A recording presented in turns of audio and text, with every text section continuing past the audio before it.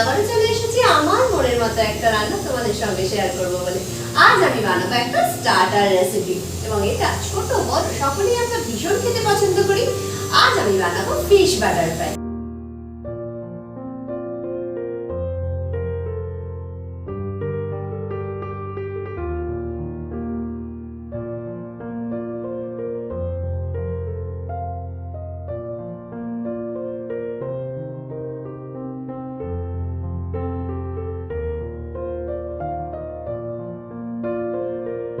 তার ফ্লেভার থাকবে গন্ধরাজ লেবু, মানে কি হলো গন্ধরাজ ফিশ বাটার ফ্রাই।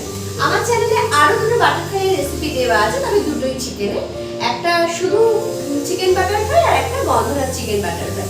যদি মনে হয় অবশ্যই দেখো, আমি লিংক অবশ্যই দিয়ে দেবো। তাহলে আর কথা বলে সময় নষ্ট করবো না, সোজা রেসিপি দিয়ে যাবো।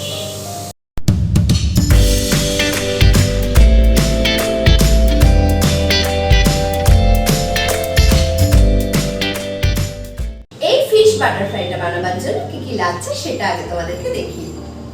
এখানে আমি ভেটকি মাছের ফিলে নিয়েছি 500 গ্রাম মতো। আমি ভালো করে ধুয়ে পরিষ্কার করে নিয়েছি। আমি পিসগুলো একটু বড় বড়ই রেখেছি, তোমরা চাইলে ছোট করে নিতে পারো মাঝখান দিয়ে, তবে আমি একটু বড় বড়ই রেখেছি। নিয়েছি এখানে আদা, রসুন, কাঁচা লঙ্কা আর ধনেপাতার পেস্ট। আমি এখানে দিচ্ছি, কিন্তু কতটা কোয়ান্টিটি দিচ্ছি সেটা আমি অবশ্যই প্রেসক্রিপশন বক্সে দিয়ে দেবো। সবার প্রথমে যেটা করতে হবে, এখানে আমি 2 চামচ মতো পেস্ট এখানে দিয়ে দিলাম 1/2 চামচ গোলমরিচের গুঁড়ো, স্বাদ অনুযায়ী নুন। এখানে আমি দিয়ে দিলাম অল্প একটু গন্ধরাজ লেবুর জেস্ট, মানে স্কিনটা, আর দেব গন্ধরাজ লেবুর রস। এখানে আমি 2 চামচ মতো গন্ধরাজ লেবুর রস দিয়ে দিলাম। এটাতে ফ্লেভারটা খুব ভালো হয়। যদি একান্ত গন্ধরাজ লেবু না থাকে বা না পাও, পাতি লেবু দিলেও হবে। গন্ধরাজ লেবুর একটা আলাদা সুগন্ধ আছে, এটা তো আমরা সকলেই জানি। আর যেহেতু এটার নাম গন্ধরাজ ফিশ বাটার ফ্রাই, আচ্ছা সব কিছু মাছটার সঙ্গে খুব ভালোভাবে মাখিয়ে নেব। আর এটা 1-1.5 ঘন্টা মতো ম্যারিনেট করে রাখবো। এতে ভেটকি মাছের যে একটা আঁশটে গন্ধ থাকে সেটা অনেকটা কেটে যাবে। এইভাবে এটা আমি নর্মাল ফ্রিজের মধ্যে রেখে দেবো 1 থেকে 1.5 ঘন্টা। 1-1.5 ঘন্টা পরে ফেরত আসছি।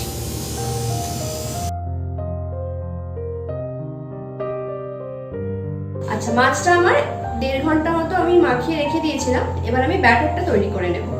এখানে আমি নিয়েছি 1 বাটি ময়দা, 2 চামচ মতো কর্নফ্লাওয়ার, এখানে নিয়েছি একটা ডিম, নিয়েছি চিল্ড বাটার। এটা কিন্তু খুব ইম্পর্টেন্ট জিনিস, যে জলটা কিন্তু অবশ্যই ভীষণই ঠান্ডা নেবে, না হলে কিন্তু এই মোড়কটা ক্রাঞ্চি হবে না। আমি এগুলো দিয়ে দিলাম বোলের মধ্যে। সমস্ত শুকনো উপকরণ আগে দিয়ে দিতে হবে।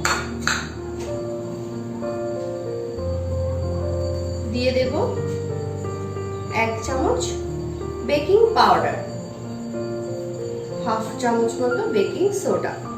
বেকিং সোডা কিন্তু কখনোই বেশি দেবে না, তাহলে টেস্টটা ভালো আসে না, বাজে হয়ে যায়।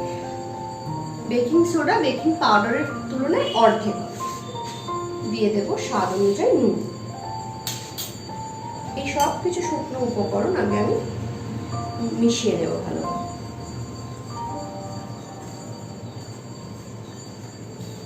দিয়ে দেব 1/2 চামচ গোলমরিচের গুঁড়ো। এবারে একটা ডিমকে ফাটিয়ে নিয়ে এর মধ্যে দিয়ে দিলাম। ডিমটা দিয়েও আগে ভালোভাবে এই সমস্ত উপকরণ মিশিয়ে নেবে।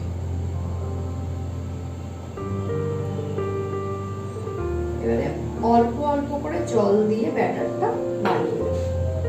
একেবারে সব জল কখনোই দেবে না, অল্প অল্পই দেবে, কারণ এর ব্যাটারটা কিন্তু একেবারেই পাতলা হবে না।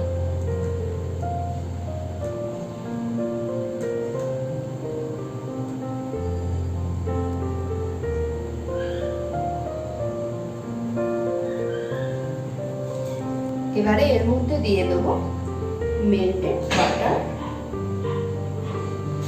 আর দেবো 2 চামচ গন্ধরাজ লেবুর রস।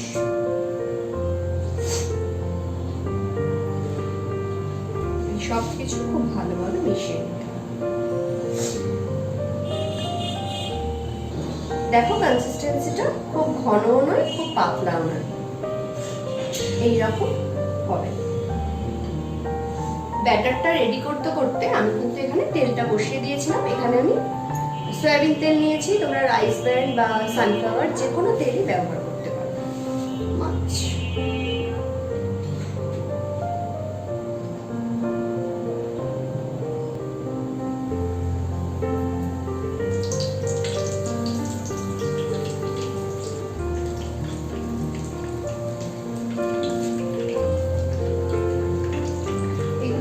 ভাজবে, ফ্লেমটাকে কিন্তু লো টু মিডিয়ামের মধ্যে রাখবে, নাহলে উপরের কভারটা ভাজা হয়ে যাবে, ভিতরে মাছটা কিন্তু ভালোভাবে সিদ্ধ হবে না।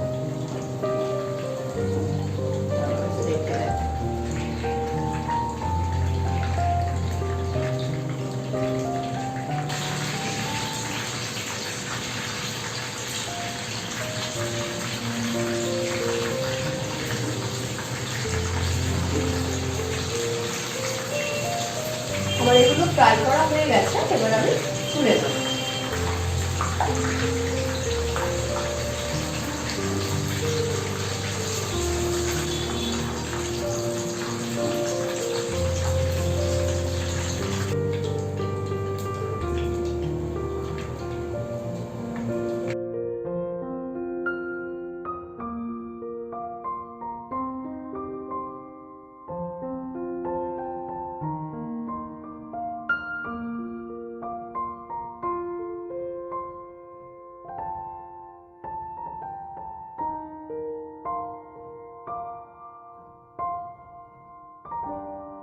তৈরি হয়ে গেল গন্ধরাজ ফিশ বাটার ফ্রাই।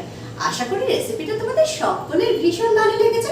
তাহলে আর দেরি নয়, ঝটপট রেসিপিটা বাড়িতে বানিয়ে ফেলো এবং যদি খুব ভালো লাগে একটা ছোট্ট করে কমেন্ট করো আর বন্ধু বান্ধবদের সঙ্গে অবশ্যই শেয়ার করো। আজকের মতো এই পর্যন্ত, কালকে আবার হাজির হয়ে যাবো আমার মনের মতো একটা রেসিপি তোমাদের সঙ্গে শেয়ার করবো বলে। ভালো থেকো, সুস্থ থেকো, ধন্যবাদ।